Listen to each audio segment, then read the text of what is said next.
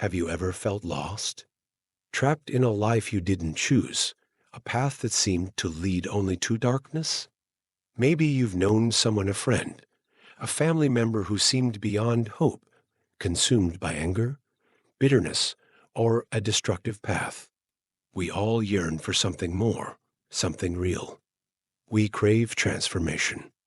We long for redemption. And sometimes God delivers it in the most astonishing, unexpected ways. The story of the Apostle Paul is not just another Bible story. It's a lightning bolt of divine intervention. It's a testament to the earth-shattering power of grace. It's proof that no one is beyond God's reach, no heart too hardened, no life too broken to be made new. This man, Saul of Tarsus, was a firebrand, a zealous enemy of the early Christians. He breathed hatred. He lived to persecute. He thought he was serving God, but he was tragically, dangerously wrong. But God had other plans. Plans that would shake the foundations of the Roman Empire and change the course of history. Today, we're diving deep into the life, the death, and the unforgettable legacy of this man. Prepare to have your heart stirred, your faith ignited, and your understanding of God's boundless love expanded. This is the story of Paul, from persecutor to apostle, from darkness to dazzling light. This isn't just history. It's hope made real. Before the glorious name of Paul echoed through the ages, there was Saul. And Saul of Tarsus was a name that struck fear into the hearts of the first Christians. He wasn't just a man with differing opinions. He was a force of destruction, a raging storm unleashed upon the fledgling church. Imagine the terror, the whispers, the desperate prayers of those early believers as Saul's name was uttered. Born in the vibrant, cosmopolitan city of Tarsus, Saul was steeped in Jewish tradition from his earliest days. He wasn't just any Jew. He was of the tribe of Benjamin, a lineage that carried the weight of history and prophecy. He was a Pharisee, a member of the strictest, most zealous sect of Judaism. He devoured the scriptures, mastered the law, and believed, with every fiber of his being, that he was upholding God's holy will. But this zeal, this burning passion, was tragically twisted. It became a weapon of hatred, a tool of oppression. Saul saw the followers of Jesus not as misguided sheep, but as ravenous wolves, a threat to everything he held sacred. He believed, with a chilling certainty, that he was doing God's work by eradicating this heresy. The book of Acts doesn't shy away from the brutal truth. It paints a picture of Saul as a relentless hunter, a man who made it his personal mission to destroy the church. We see him first at the stoning of Stephen, the courageous first martyr. He doesn't throw the stones himself, but he stands there, consenting to his death, Acts 8:1. He guards the cloaks of the executioners, a silent, chilling endorsement of their violence. That image should haunt us. A young man, full of righteous fury, complicit in murder. Saul, the relentless persecutor, was nearing Damascus. His heart was a furnace of misguided zeal, fueled by hatred for the followers of the way. He carried letters of authority, the power of the high priest in his hands, ready to unleash his fury upon the unsuspecting Christians in that city. He was a man on a mission he believed was ordained by God himself. He could almost taste the victory, the satisfaction of crushing this rebellion. But God had other plans. Plans that would shatter Saul's world, plans that would rewrite his destiny. Suddenly, without warning, the world exploded in light. Not the gentle light of dawn, not the warm glow of the sun, but a light from heaven, blinding, searing, more brilliant than 1,000 suns. It slammed into Saul like a physical force, throwing him violently to the ground. He was surrounded, engulfed, overwhelmed by this unearthly radiance. Imagine the sheer terror. The world moments before so clear, so focused, was now a swirling vortex of blinding white. His eyes, once sharp and focused on his prey, were now useless, burning with pain. He was helpless, prostrate on the ground, a warrior disarmed, a hunter brought down by an unseen force. And then, the voice. Not a whisper, not a shout, but a voice that resonated with the power of creation itself. A voice that cut through the chaos, a voice that spoke directly to his soul. "Saul, Saul," it boomed, each syllable an earthquake in his heart. "Why do you persecute me?" Acts 9:4. The question hung in the air, heavy with divine judgment. Not, "Why do you persecute them?" but, "Why do you persecute me?" In that instant, Saul's entire worldview crumbled. The one he thought he was serving, the God of Abraham, Isaac, and Jacob, was accusing him of persecution. He was fighting against the very God he claimed to worship. Who are you, Lord?" He stammered, his voice a broken whisper. His pride shattered, his confidence evaporated. He was no longer the powerful Pharisee. He was a terrified, bewildered man, stripped bare before the Almighty. Imagine the scene in Damascus. The man who had arrived breathing threats and murder, the feared persecutor Saul, was now changed, utterly, irrevocably transformed. The blinding light had not only taken his sight, it had shattered his pride, his arrogance, his entire worldview. He was a new creation, reborn in the crucible of divine encounter. The news spread like wildfire through the small, terrified Christian community. Saul preaching Jesus. It was unbelievable, impossible. They had hidden from him, prayed for deliverance from his wrath, and now he was one of them. Many were understandably skeptical, fearful that it was a trick, a ploy to infiltrate their ranks. But this was no deception. This was a miracle. The man who had sought to destroy the church was now its most passionate advocate. In the very synagogues where he had planned to arrest believers, he now proclaimed Jesus as the Christ, the Son of God. His words were not the hesitant whispers of a new convert, but the fiery pronouncements of a man possessed by divine truth. Acts 9:20-22. He debated with the Jewish leaders, confounding them with his knowledge of the Scriptures, his undeniable experience, and the sheer power of his conviction. But God's plan for Paul extended far beyond Damascus. This former Pharisee, this expert in Jewish law, was now called to a mission that would have seemed utterly absurd to his former self. He was to be the apostle to the Gentiles, the non-Jewish world.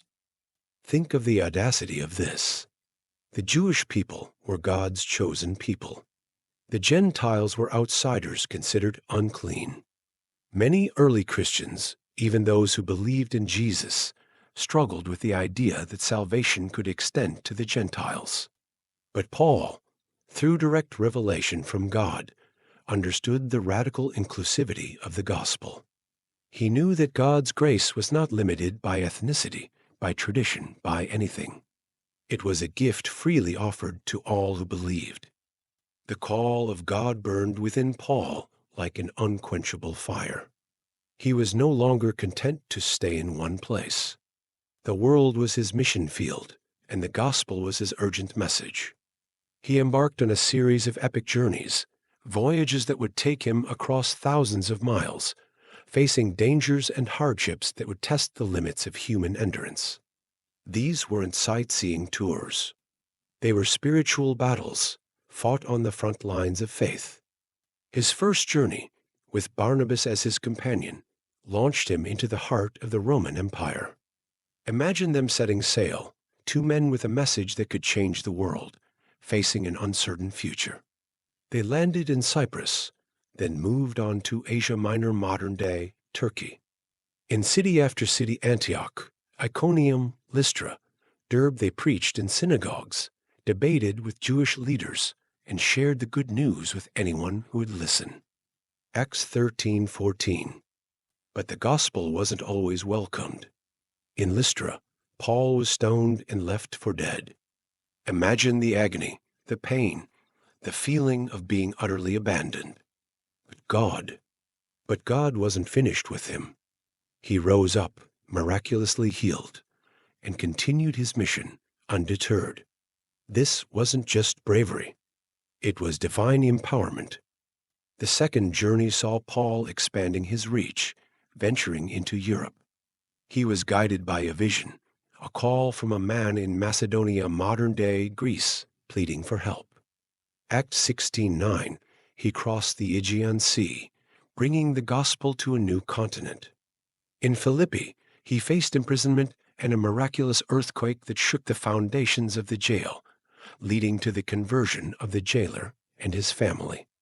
In Thessalonica, he sparked a riot, forcing him to flee under the cover of darkness.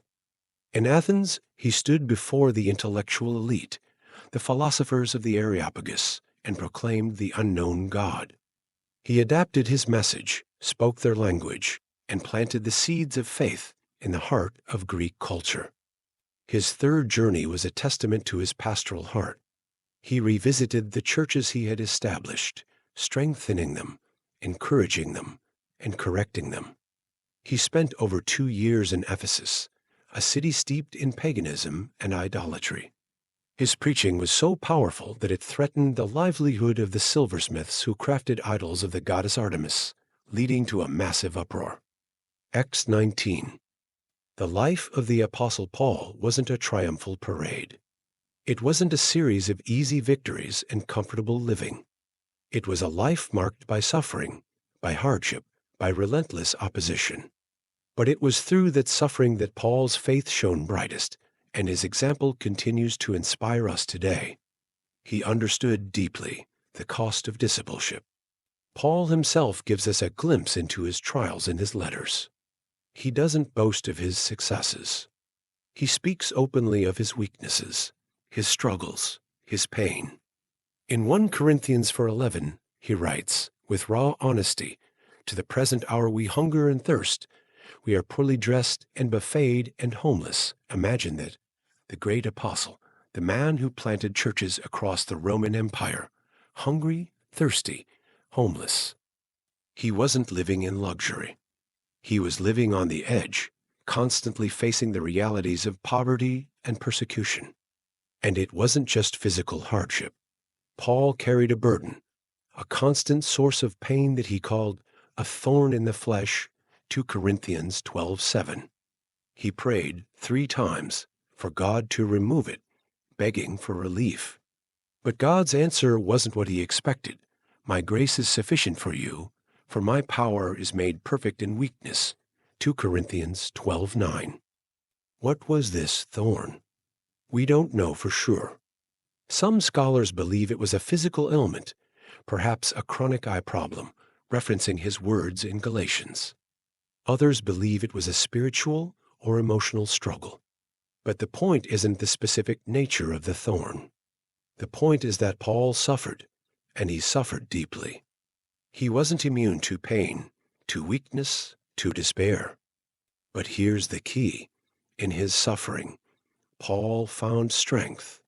In his weakness, he discovered the all-sufficiency of God's grace. He learned that God's power wasn't just revealed in miraculous victories. It was also revealed in the quiet endurance of hardship, in the unwavering faith that perseveres through pain. And this, brothers and sisters, is a message for us today. We live in a world that often tells us to avoid pain, to seek comfort at all costs. But the Christian life isn't about avoiding suffering. It's about following Jesus, even when it costs us something. It's about embracing the cross, knowing that through the cross, we find resurrection. Paul's sufferings weren't meaningless. They were purposeful. They refined his faith, deepened his dependence on God, and made him a more compassionate and effective witness for Christ. He could say, with absolute conviction, "I rejoice in my sufferings for your sake," Colossians 1:24. He understood that his pain had a purpose, that it was part of God's plan to reach a lost and hurting world. And his example challenges us to embrace our own struggles, not with resentment or despair, but with faith, knowing that God can use even our pain to bring about his glory and our good. The example of his suffering is a profound lesson. The relentless missionary journeys, the fiery preaching, the countless miles traveled, all led to this: chains. Paul, the apostle who had once roamed free, spreading the gospel across the Roman Empire, was now a prisoner, confined within walls, his freedom stolen. He was arrested in Jerusalem, falsely accused by his enemies, and eventually transported to Rome, the heart of the empire, to face trial before Caesar. Acts 21:28. Imagine the confinement, the isolation, the injustice of it all. This man who had dedicated his life to serving God was now treated as a common criminal. But even in chains, Paul's spirit remained unbroken. He used his imprisonment as an opportunity, writing letters to the churches he had founded, letters filled with encouragement, instruction, and unwavering faith. These letters, Philippians, Ephesians, Colossians, Philemon, are treasures of the New Testament, born out of suffering, yet radiating with hope. Even in prison, the gospel advanced. Paul preached to the guards, to visitors, even to members of Caesar's own household. Philippians 4:22, his chains became a pulpit, his cell a mission field. He was a living testament to the power of God to work, even in the darkest of circumstances. But the shadows were lengthening. Tradition tells us that Paul was eventually released, only to be arrested again during Nero's brutal persecution of Christians. This time, there would be no escape. He was confined to a Roman prison, awaiting his execution. And from that prison, he wrote his final letter to Timothy, a poignant farewell to his beloved disciple. It's a letter filled with both the weariness of a long battle and the unwavering assurance of eternal victory. He knew his time was short, but his faith was stronger than ever. His faithfulness endured through the end of the difficult journey. The sword fell. Paul, the apostle, the tireless missionary, the faithful servant of Christ, was gone. Beheaded in Rome, a martyr's death for the faith he had once persecuted. But his death was not defeat. It was victory. He had fought the good fight. He had finished the race. He had kept the faith to Timothy for 7. His blood, spilled on Roman soil, became the seed of the church, watering the ground for the gospel to flourish. His legacy? Unforgettable. His letters, his example, his unwavering devotion, they continue to inspire, challenge, and transform lives even today. He was a testament to grace, a beacon of hope, a true hero of the faith. His death displayed the completion of his mission.